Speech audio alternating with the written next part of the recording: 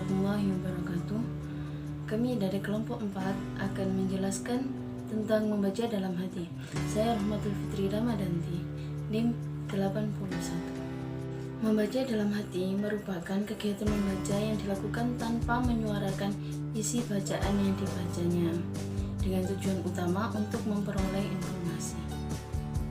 Membaca dalam hati dinilai lebih ekonomis daripada membaca nyaring karena dapat dilakukan dimanapun. Contoh kecil yang sering kita ketahui yaitu adanya orang-orang yang membaca di dalam bis, kereta api, atau bahkan dengan rebahan sekalipun, mereka tetap melakukan kegiatan membacanya tanpa mengganggu orang-orang yang ada di sekitarnya. Membaca dalam hati seharusnya diajarkan sejak kecil dengan menambahkan bahan-bahan bacaan.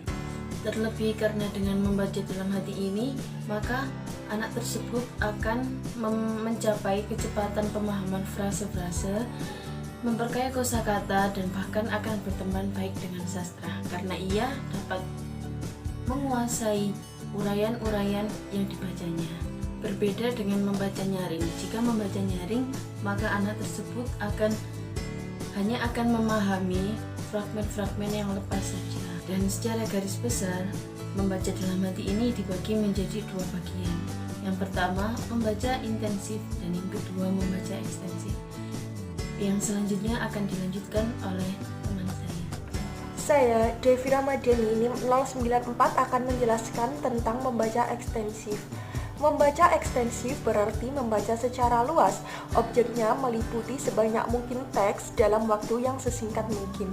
Tujuan dan tuntutan kegiatan membaca ekstensif ini adalah untuk memahami isi yang penting-penting dengan cepat, sehingga dengan demikian membaca secara efisien dapat terlaksana. Contohnya adalah membaca surat gambar. Nah, membaca ekstensif ini dibagi menjadi 3 macam, yaitu membaca survei, membaca sekilas, dan membaca dangkal. Yang pertama adalah membaca survei. Membaca survei adalah tipe membaca ekstensif yang mempunyai tujuan untuk mengetahui hal-hal yang bersifat umum tentang suatu teks. Bacaan yang dipelajari dan yang akan ditelaah dengan 3 jalan, antara lain yang pertama, membaca dan meneliti indeks atau daftar kata yang terdapat dalam buku. 2. Membaca dan meneliti judul-judul bab yang terdapat dalam buku yang bersangkutan. 3. Membaca dan meneliti bagan, skema, outline buku yang bersangkutan. Yang kedua adalah membaca sekilas.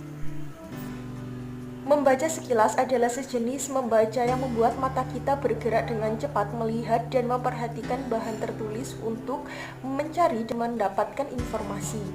Tujuan membaca sekilas antara lain yang pertama, untuk memperoleh kesan umum dari suatu buku. Yang kedua, untuk menemukan hal tertentu dari suatu bahan bacaan. Dan yang terakhir, untuk menemukan bahan yang diperlukan dalam perpustakaan. Dan yang terakhir adalah membaca dangkal. Membaca dangkal pada dasarnya bertujuan untuk memperoleh pemahaman dangkal yang bersifat luaran dan tidak mendalam dari suatu bahan bacaan. Biasanya dilakukan ketika membaca untuk kesenangan, misalnya membaca cerpen, novel ringan, dan sebagainya. Assalamualaikum warahmatullahi wabarakatuh. Perkenalkan, nama saya Muhammad Akhirul Ramadhani, NIM 96 EPSI 2C. Kali ini saya akan membahas kelebihan dan kekurangan dari membaca dalam hati. Yang pertama, kelebihan dari membaca dalam hati ialah 1. Tidak mengganggu keadaan sekitar karena tidak mengeluarkan suara. 2. Cenderung lebih menghemat energi karena bibir tidak perlu repot-repot untuk mengucap dan mengeluarkan suara. 3. Dapat melatih dan meningkatkan keterampilan membaca pemahaman siswa. 4. Dapat meningkatkan kecepatan membaca. Menurut Idrus tahun 1933, membaca adalah proses pada kecepatan berbicara. Maka jika membaca dengan menyuarakan, mengakibatkan membaca jadi lambat. Kekurangan dari membaca dalam hati ialah guru tidak bisa mengetahui atau menyimak siswa itu benar-benar membaca atau tidak karena dalam kondisi tidak bersuara. Assalamualaikum warahmatullahi wabarakatuh. Perkenalkan, nama saya Ulfatun Abadiah, NIM 078, program studi PBSI kelas 2C. Di sini saya akan menjelaskan tentang keterampilan yang dituntut pada membaca dalam hati. Seperti halnya dengan membaca nyaring, hendaklah membaca dalam hati juga diterapkan sejak dini atau di sekolah dasar dengan tujuan atau keyakinan bahwa apabila keterampilan-keterampilan telah dilatih sejak awal, maka akan menjadi modal bagi para pelajar untuk bisa berkembang dalam melanjutkan pendidikannya, yang nantinya keterampilan-keterampilan pokok yang telah ditanam di sekolah dasar bisa dipupuk serta dikembangkan di sekolah selanjutnya. Nah, adapun beberapa keterampilan yang harus dituntut dalam membaca dalam hati.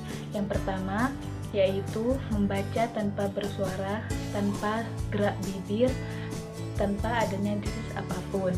Itu sudah pasti karena tema kita adalah membaca dalam hati. Yang kedua yaitu membaca tanpa ada gerakan-gerakan kepala. Biasanya dalam membaca kita itu sering gerak-gerak kepala gini untuk mengikuti alur bacanya. Nah, itu kita biasakan untuk tidak menggerak-gerakkan kepala. Yang ketiga, membaca lebih cepat dibandingkan dengan membaca nyaring. Karena apa? Karena membaca dalam hati tidak mengeluarkan suara dan tidak memerlukan waktu yang lama. Yang keempat, tanpa menggunakan alat lain sebagai petunjuk. Nah, biasanya kita menggunakan telunjuk ataupun pensil dalam membaca. Nah, dalam membaca dalam hati ini tidak diperlukan karena akan memakan waktu yang lama.